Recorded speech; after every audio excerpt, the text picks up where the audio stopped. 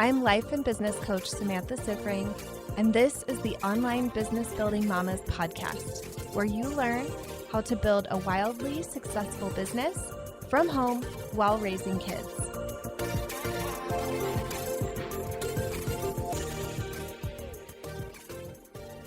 Today, we're going to be talking about how to be consistent in your business, and I'm going to be sharing with you one of my favorite tools ever to be consistent in your business and to get the results that you want. That's the whole point of being consistent, right? We don't just do consistency for the sake of it. We do it because it gets us the results we want.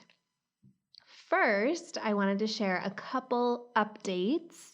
As you know, I was in person with my coach and my mastermind group last month, and I have been really busy implementing lots of the things that we talked about there since I got back. One major thing was launching my brand new group program I'm very excited about called 5K Foundation. It's been a while since I did a true launch for a program, probably over a year actually, now that I'm thinking about it. And this has been the most calm and fun and low stress launch I think I have ever had or heard of in my life.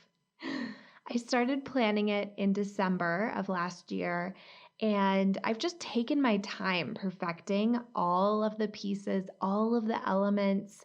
I have scheduled in time to work on all of it, and I think that's really been a huge secret in having it be so laid back. I really loved the training that I did for it. I was able to just show up and deliver 3 different times last week to amazing feedback and attendance. I had actually changed the training, I think 3 different times leading up to that week. Since December, so over the past 3 months or so, I had changed it a couple of different times, what it was going to be called, what I was going to teach. And I think that really helped me to come up with something that was really incredible and helpful and useful, but also simple and not overwhelming, that people could just take a couple of things from it to implement this week instead of trying to download everything I could think of into them all at once. I think that it was just awesome. The Monday morning training had so many people that I actually hit my capacity that I didn't know I had on my Zoom webinar, and unfortunately didn't realize until it was too late. But luckily people were able to make it into other sessions, and I sent out a replay. So hopefully everybody who wanted to see it was able to, and I for sure learned a lesson. You know, I talk about failure a lot on the podcast. That for sure was one of the fails for me in this launch, and definitely a lesson learned. I've had a ton of incredible applications come through for the group program since this launch started, and I'm having such a fun time this month meeting everybody who applied and doing an interview with them, and have started filling the spots, which is really exciting. It's just coming together and feeling so great. Another change that's coming post-mastermind is changing up my podcast a bit. So I've known for a bit that I was going to re-record the intro, and I also knew that I had outgrown the name. Effective this month, we're going to be updating the podcast name to Online Business Building Mamas to match my Facebook group. It's not as fun and clever as the Badass Mother podcast, but you know what I've really learned about marketing and business is that clear beats clever and fun every day. Tons of people find my Facebook group because they're searching for exactly that type of group. And I know that a search-friendly name is going to serve me here on the podcast as well.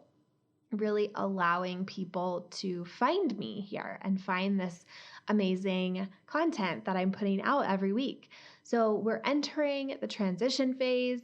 Keep your eye out for the shift, but it shouldn't impact your subscription to the podcast if you're already subscribed on any of those major podcast platforms. If you aren't subscribed and just search for the podcast name to listen, go ahead and hit subscribe now so that you won't miss it when we change over. No shame in the search game.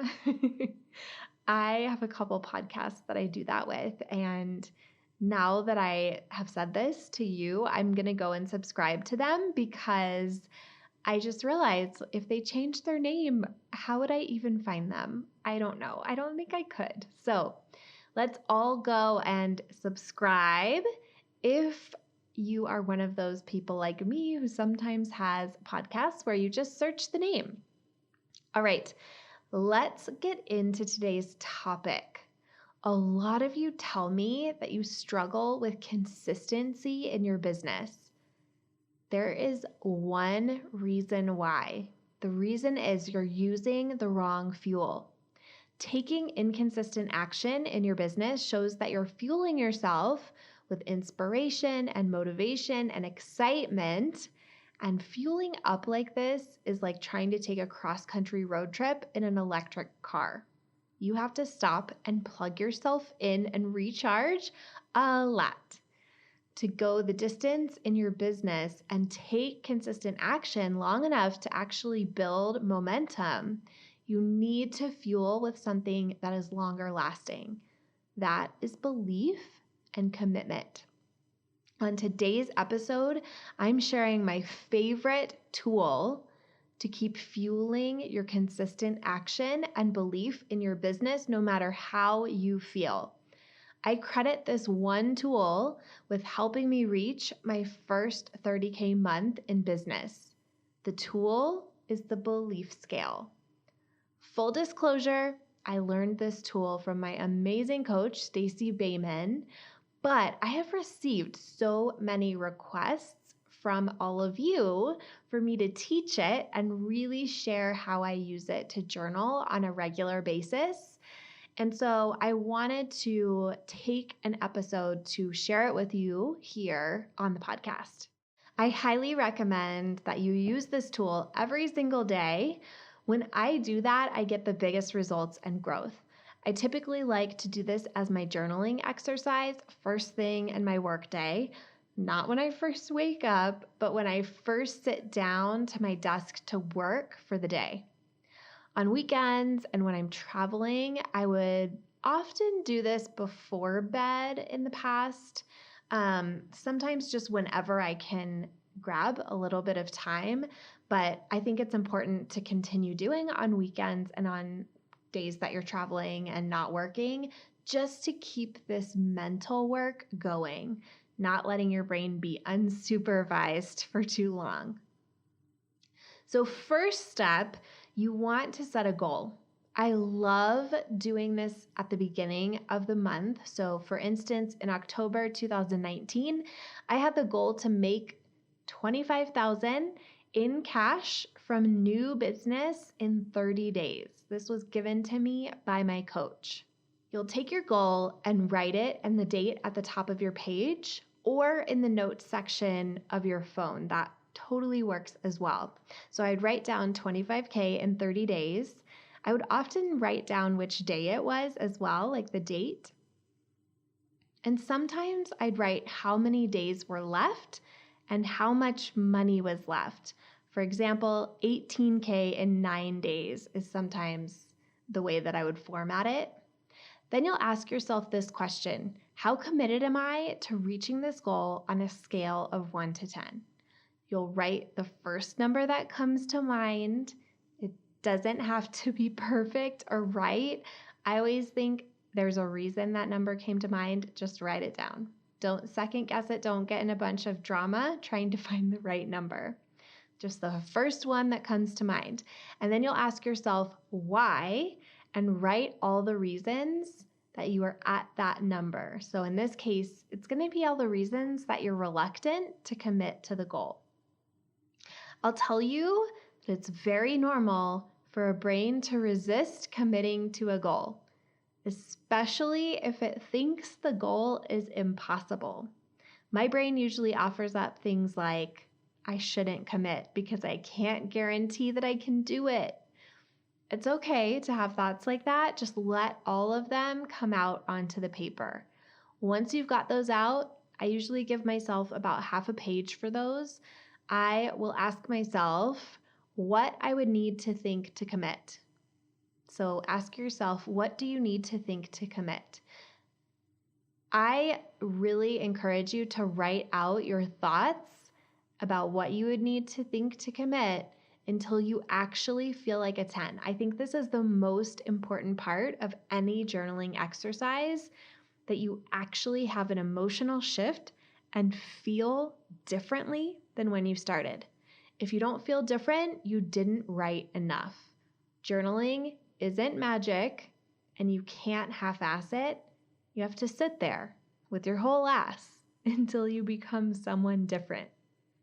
For me, reaching 10 out of 10 commitment always comes down to me deciding to be okay, believing that I can do something that I currently think is impossible.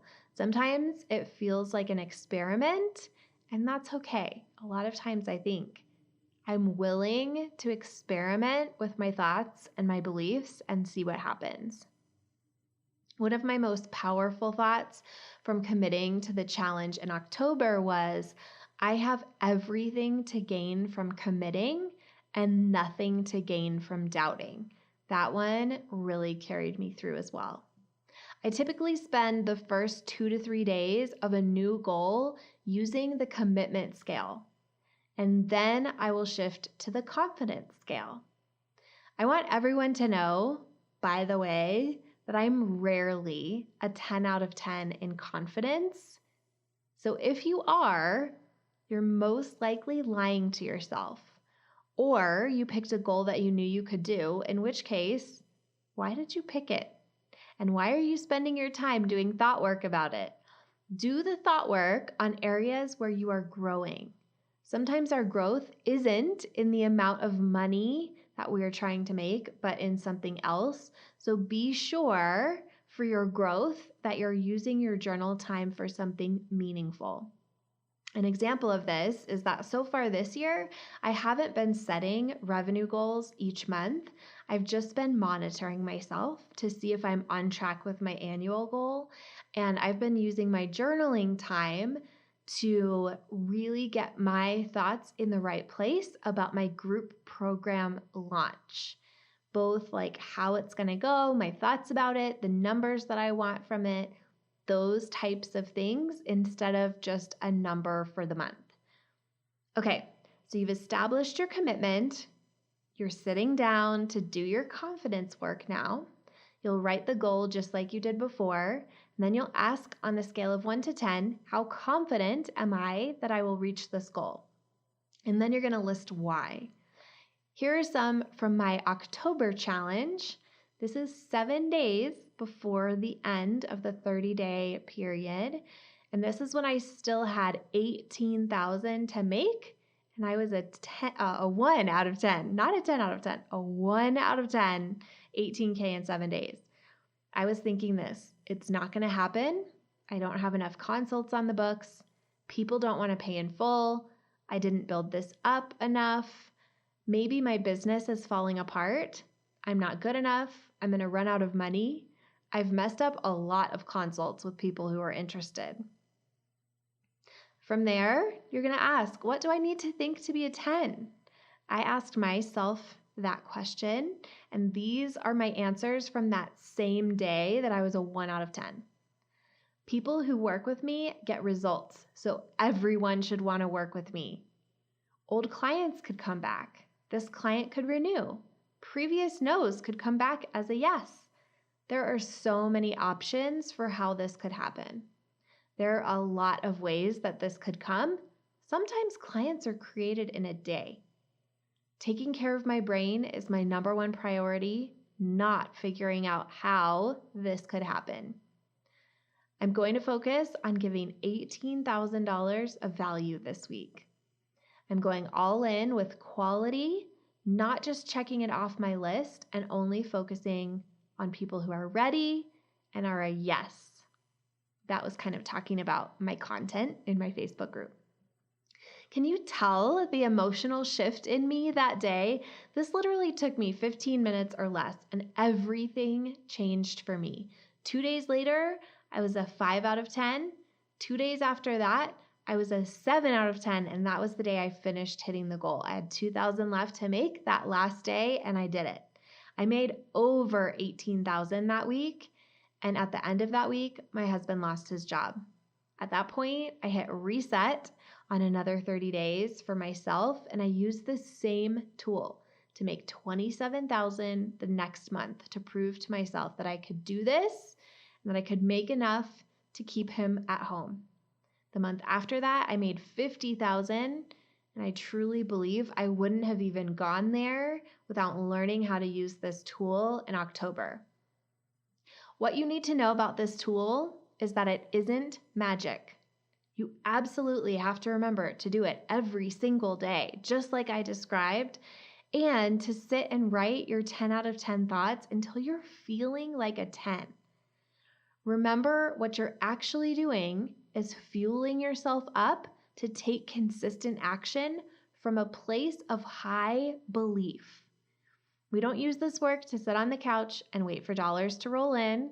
We don't use this work to talk to one person and get a no and then decide that the belief scale doesn't work. It works when you use it properly and then get to work because your tank is full of belief and commitment. If you like this podcast, I want to invite you to coach with me over in my program, Mama to CEO. There's you, and there's the consistent income you want to make in your business, and I help you remove everything standing in between. It's lifetime access for mastering your marketing, sales, time, and everything else you need to have the business and life you really want. Whether it's making your first 1,000 or 100,000, I can help you do it.